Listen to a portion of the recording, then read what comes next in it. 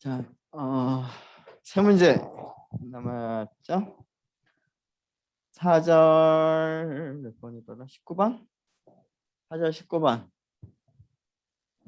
아까 손 많이 든 학생들 되게 많았었는데 19번은 별로 하고 싶은 생각이 없어요? 네, 지금 손 든 학생 하도록 하고요.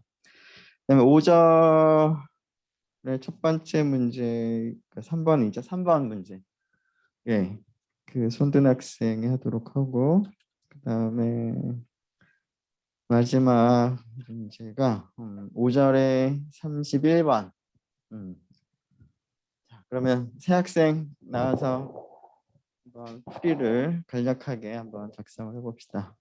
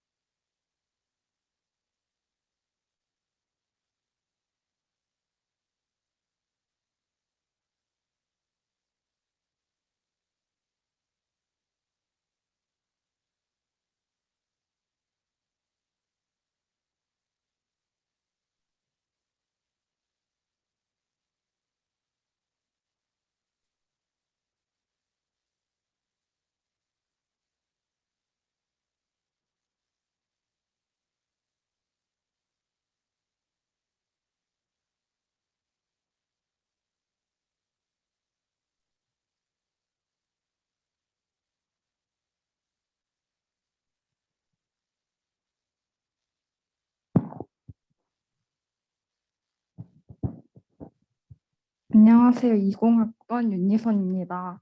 먼저 전체를 보면은 이렇게 써질 수가 있어요. 그래가지고 전체 세보면 25가지이기 때문에 근원 사건 그거는 25분의 1이 되고요. 그다음에 두 번째 보면은 A는 문제요.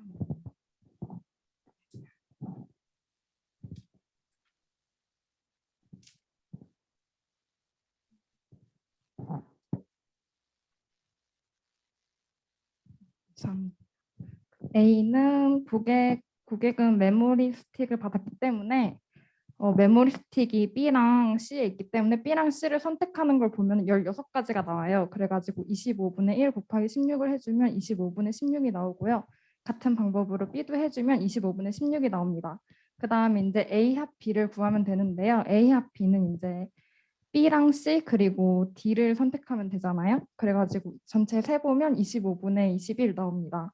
그래서 우리 이거 법칙 사용해가지고 하면은 이렇게 PA 더하기 PB는 P 마이너스 PA 합 B가 돼요. 그래가지고 이거 계산해 주면 25분의 11이 나옵니다. 감사합니다.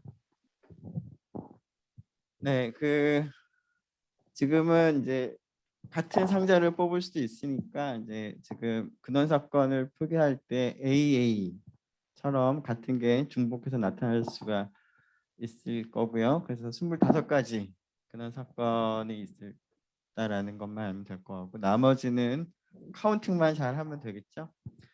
그리고 마지막 그 교집합 곱사건의 확률을 계산을 할 때 지금 발표한 학생은 합사건의 확률을 계산을 하고 이제 합사건의 확률 법칙을 이용을 했는데 곱사건에 속하는 그런 사건을 카운팅을 물론 해도 되겠죠?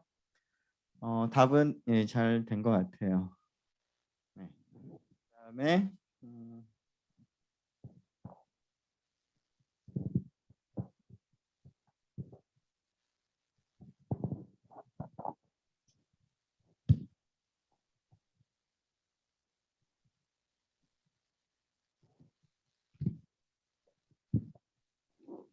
네, 수학과 김혜균입니다.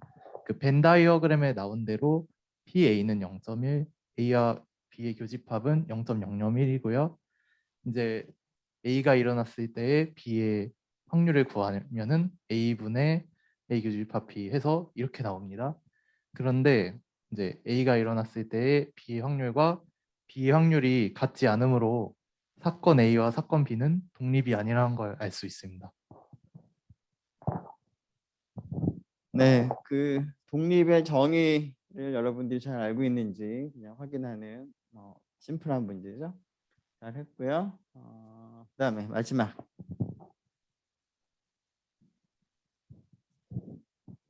네, 생명공학과 이호은이고요. 저는 새로 추가된 게 SS일 때를 사건 A1이라고 봤고요. ST일 때를 A2, TT일 때를 A3라고 봤는데 이거의 확률은 문제에서 알려줬죠. 그리고 난 다음에 사건 X를 7개 중 1개를 선택한 것이 T이라고 정했어요. 그래서 문제에서 물어본 게 추가한 부품이 모두 SS일 확률, 그러니까 A1일 때를 말하는 거죠. 그래서 이렇게 P, X1 바 X를 베이즈 정리를 사용해서 구하면은 6분의 1이 나옵니다. 감사합니다. 네, 지금 그 베이지 정리 아니면 지금 이러한 이제 문제를 좀 풀기 위해서는 분할을 여러분들이 이제 먼저 도입을 해야 되겠죠. 여기서는 이제 앞에서 그 부품을 추가로 하는 그러한 어떤 사건을 우리가 생각을 했을 때 그런 것을 이제 분할로 택하면 되겠어요. 그래서 앞에 발표한 학생이 쓴 것처럼 그 세 가지 경우를 우리가 A1, A2, A3라는 사건으로 이제 표기를 하고 이제 그런 사건들이 일어날 이제 확률들이 지금 주어져 있죠. 일종의 사전 지식이라고 볼 수가 있을 것 같고요.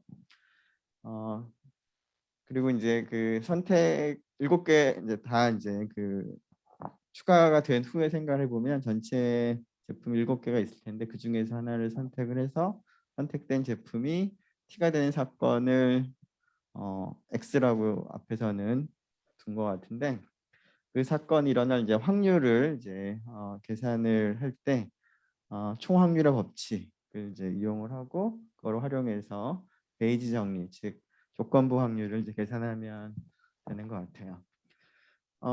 앞에서 발표한 학생이 얘기한 것처럼 계산을 하면 되는데 R을 가지고 계산을 하는 뭐 간단하긴 하지만 한번 손으로 계산하지 않고 R을 통해서 계산하는 방법도 좀 살펴보도록 하죠.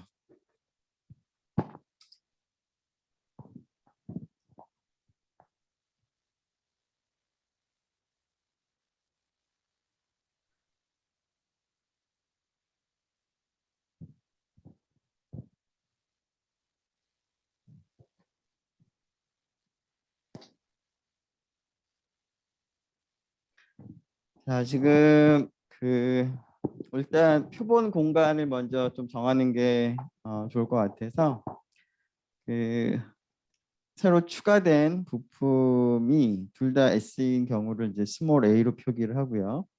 둘 다 T인 경우는 이제 스몰 b, 하나는 S 하나는 T인 경우는 C로 이제 표기를 하도록 할 때, 맨 마지막에 이제 하는 실험은 7개 중에서 하나를 선택을 하는 거니까 그때 이제 나타날 수 있는 가능성을 생각을 해보면 처음에 스몰 a, 즉 추가된 게 둘 다 S가 되는 상태에서 7개 중에서 하나를 선택을 했을 때 S가 나올 수도 있고 T가 나올 수도 있겠죠. 그래서 물론 다른 방법도 물론 있겠지만 이런 식으로 표본 공간을 이제 표기를 할 수가 있을 것 같아요. 자, 그래서 그 첫 번째 그 A1이라는 사건은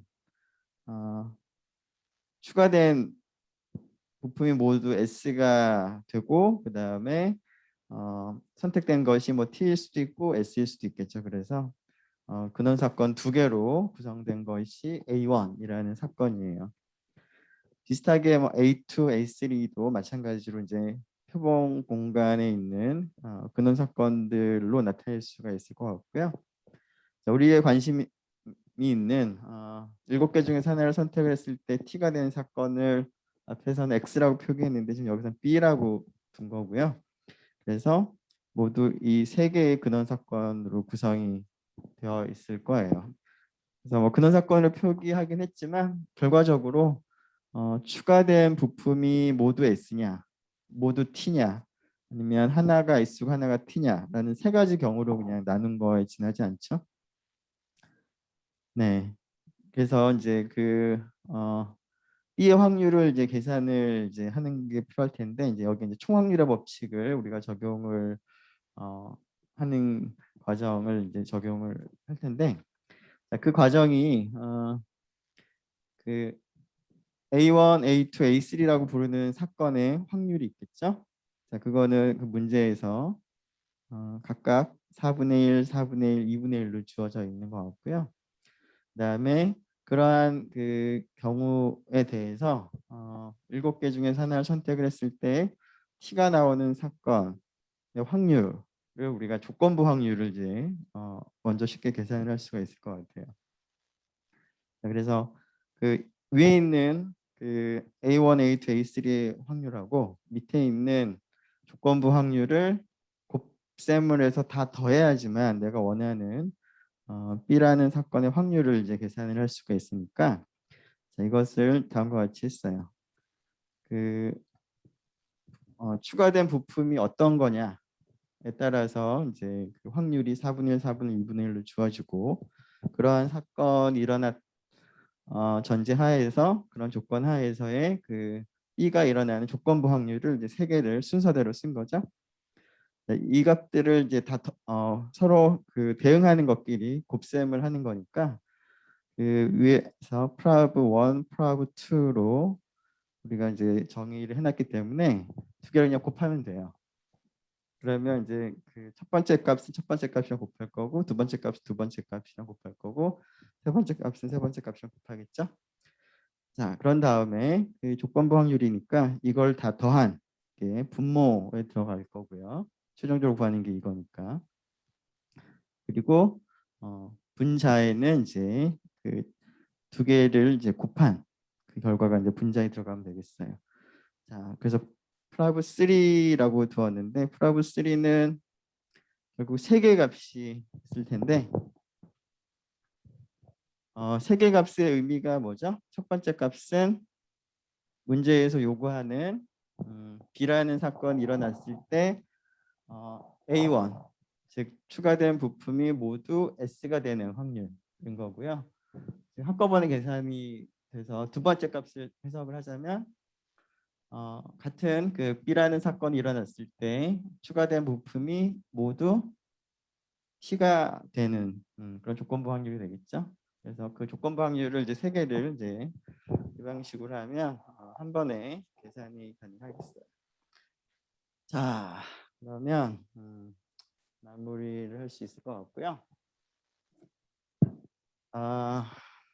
우리 퀴즈를 봐야 되는데 퀴즈를 볼 시간보다는 시간이 좀 많이 남은 것 같아서 10분, 그러니까 3시 30분부터 퀴즈를 보는 걸로 하고 10분 동안은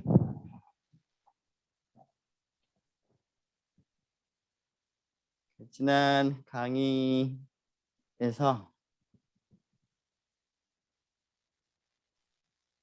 두 변수가 결합되어 있는 결합 분포에 대해서 얘기를 했는데 그것과 관련한 이제 그 예제를 하나를 더 보도록 하죠.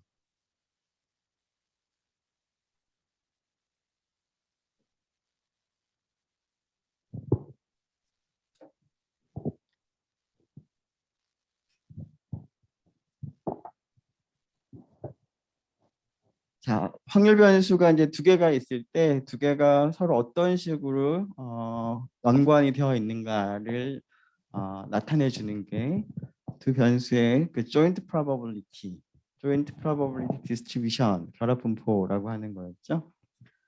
자, 이것과 관련해서 그 예제를 하나 더 보도록 하죠.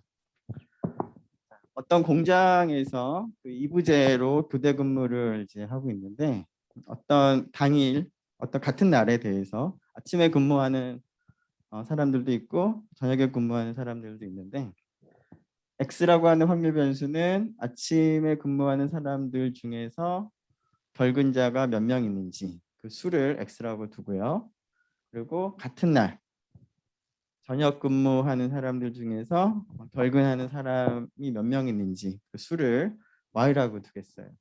그러면 X하고 Y는 각각이 그날에 따라서 그 값들이 정해지는 확률 변수가 될 텐데 두 개가 서로 어떤 관계가 있는지를 우리가 조사를 해봤더니 다음과 같다고 하죠. 이 조사는 어떻게 한 걸까요? 여러 날을 다 조사를 해봤겠죠. 그래서 두 변수에 대해서 일종의 그 분할표를 작성을 하고 분할표로부터 상대도수를 계산을 해서 얻은 표라고 여러분들 생각을 하면 되겠어요. 자, 다음과 같은 확률로 주어지더라라는 거예요. 예를 들어서 어떤 날 아침 근무자 중에서 그 결근한 사람이 한 명이 있고 저녁 근무한 사람 중에서 한 명이 결근을 하는 그런 가능성은 0.1, 즉 10일이 있으면 그 중에서 하루 정도가 그런 일이 일어난다라는 걸 의미하는 거죠. 여기에 이제 행의 합계랑 열의 합계가 있는데 행의 합계는 어떤 의미가 되겠어요? 여기서 각각의 행은 x값이 0인 경우, 1인 경우, 2인 경우니까 x의 확률 분포를 나타내고 있겠고요. 각각의 컬럼의 합은 열의 합은 y라고 하는 확률 변수의 분포를 나타내고 있겠죠. 그래서 각 행과 열의 합계가 의미하는 거는 여러분들이 쉽게 이해를 할 수 있을 것 같고요. 자, 이러한 확률 분포를 x 혹은 y의 그 확률 분포라고도 부르지만 이러한 그 결합 분포에서 끝에 있는 걸 다 더하는 거니까 각각의 행이나 각각의 컬럼에 대해서 그래서 우리말로는 뭐 주변이라는 말을 쓰는데 주변이라는 말보다는 영어 표현의 뭐 마지날이라는 표현이 조금 더 적절할 것 같아요. 어쨌거나 뭐 확률 분포라고 그냥 쓰기도 하고 주변 확률 분포라고도 불러요. 자, 이러한 결합 확률 분포가 주어져 있으면 x하고 y와 연관된 다양한 확률들을 우리가 생각해 볼 수가 있어요. 첫 번째로 생각해 볼 확률은 x라는 확률 변수보다 y라는 확률 변수가 더 작게 되는 확률. x가 더 크게 되는 확률은 얼마일까? 어떤 날을 봤을 때 그날 아침 근무자 중에서 결근하는 사람이 저녁에 근무하는 사람들 중에서 결근하는 사람보다 많게 될 확률이라는 거죠. 자, 어떻게 하면 될까요? 주어진 x하고 y가 가지는 값들을 쭉 보고 x가 y보다 크게 되는 경우들을 모두 생각해 보면 되겠죠. 어떤 경우가 이 조건에 만족을 할까요? x가 0인 경우에는 이런 조건을 만족하는 y가 없을 거고요. x가 1인 경우에는 y가 0인 경우 딱 한 가지 경우가 있겠죠. x가 1인 경우에 2인 경우에는 y가 0이거나 y가 1이 되는, 그래서 여기 있는 세 개의 그 경우들을 다 고려해서 확률이니까 합을 하면 되겠죠. 즉 x가 y보다 큰 확률은, 자, 여기서 f는 뭐예요? 스몰 f는 앞에서 우리가 결합 확률 질량 함수를 f로 표기를 했었어요.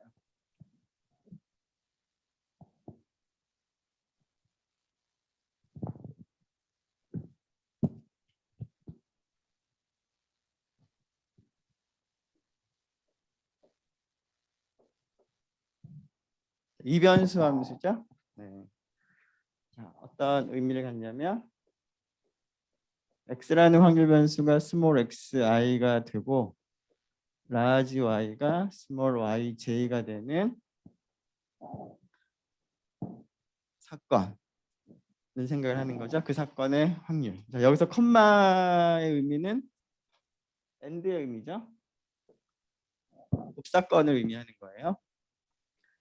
자, 그럼 이런 경우를 갖다가 좀 전에 생각해 보니까 그러니까 유경우를 생각해 보니까 세 가지 경우가 있으니까 세 가지 경우에 대한 확률들을 다 합하면 되기 때문에 f로 스몰 f로 표시하면 x가 1이고 y가 0이 되는 경우, x가 2가 되고 y가 1, x가 2가 되고 y가 0이 되는 경우의 확률을 다 더하면 되기 때문에 다 더하면 0.2 될 수 있을 거고요. 자, 비슷하게 이번에는 x 플러스 y가 3이 되는 그런 확률을 생각을 해보면 지금 방금 했던 거랑 동일한 방법으로 더해서 3이 되는 모든 경우를 다 망라하면 되겠죠? 오늘 날씨 더워요? 다들 이렇게 피곤해서 이렇게 졸고 있는 학생들이 많은 것 같아서. 자, x 더하기 y가 3이 되는 경우는 어디 있어요? x가 0일 때 y가 3, x가 1일 때 y가 2, x가 2일 때 y가 1. 이쪽 대각선에 있는 숫자 3개를 다 더하면 되겠죠? 자, 그러면 스몰 f를 표시하면은 다음과 같이 될 거고 0.4가 나오는 것 같아요. 자, 지금 2번에서 이제 x하고 y와 관련된 여러 가지 다양한 상황에서의 확률을 계산을 할 수가 있을 텐데 특히나 x 더하기 y라고 하는 이 값을 생각을 해보면 이거 자체도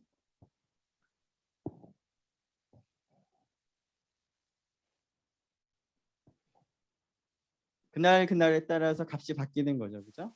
x라는 것도 확률 변수고 y라는 것도 확률 변수이기 때문에 두 개를 더한 것도 확률 변수예요.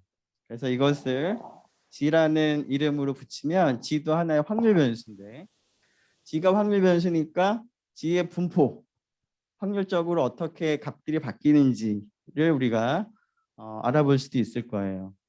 자, 지금 방금은 g라는 확률 변수가 3이 되는 확률을 계산을 했는데 동일한 방식을 생각을 해보면 g가 0이 되는 확률, 1이 되는 확률 등을 다 계산할 수가 있겠어요. 자, g의 확률 분포를 한번 그러면 우리가 얻어보도록 하죠. 자, 확률 분포라고 하는 거는 확률 변수가 택할 수 있는 값들이 어떠한 값들인지 그리고 그 값들을 가질 확률이 어떻게 되는지를 확인하는 과정일 텐데 일단 g가 가질 수 있는 값들은 어떤 값들을 가질 수 있을까요? x하고 y가 각각 0부터 2, 0부터 3까지 가능한 거니까 g는 0부터 최대 5까지 가능하겠죠? 그래서 g가 가질 수 있는 값을 처음에 먼저 확인을 하고 그리고 지금 방금 g가 x 플러스 y가 3이 되는 확률을 구하는 것과 동일한 방법으로 0이 되는 확률 어떻게 하면 되죠? 여기서는 0.05가 되겠죠? 그 다음에 합이 1이 되는 경우는 여기 있는 두 값 더하면 될 거고 대각선, 그 다음에 대각선에 있는 값들을 더하면 되겠죠? 자, 이렇게 확률 변수, 새로운 확률 변수를 두 확률 변수로부터 만들 수도 있고요. 그 확률 변수의 분포도 x하고 y 결합 분포로부터 우리가 얻어낼 수도 있는 거예요. 자, 이러한 과정에서 또 한 가지 이제 그 기대값의 성질을 여러분들이 하나 확인할 수 있는 게 있는데, 자, g라고 하는 확률 변수의 분포가 정해졌기 때문에 g라는 확률 변수의 평균 기대값을 계산을 할 수가 있을 건데요.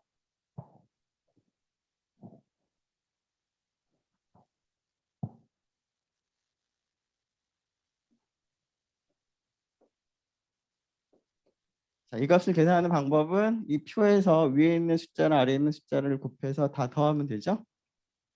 자, 이 값을 x하고 y의 기대값에 합하고 한번 좀 비교를 해보려고 해요. 그래서 x하고 y의 기대값도 한번 계산해 보는데, 자, x의 분포가 필요할 텐데 x의 분포는 처음에 얘기할 때 행의 합계가 x의 분포를 나타내고 있다라고 했으니까 그 0하고 0.2 곱하고 1하고 0.5 곱하고 2하고 0.3 곱해서 더하면 x의 평균 기대값을 계산할 수가 있고요.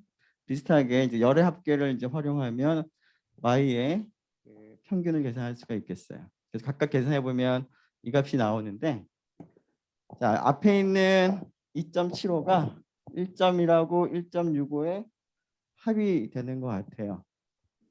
자, 이거를 일반적으로 써보면 다음과 같은 식이 성립한다는 거예요.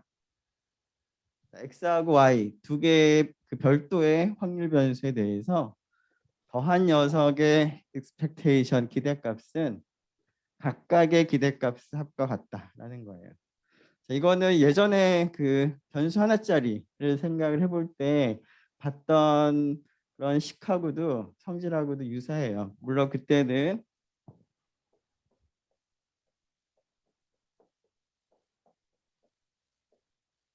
x라는 확률 변수 하나로 만들어지는 두 개의 확률 변수를 이제 생각을 한 경우였지만, 지금은 x하고 y가 전혀 다른 확률 변수일 때도 비슷하게 저러한 성질이 성립한다라는 거예요.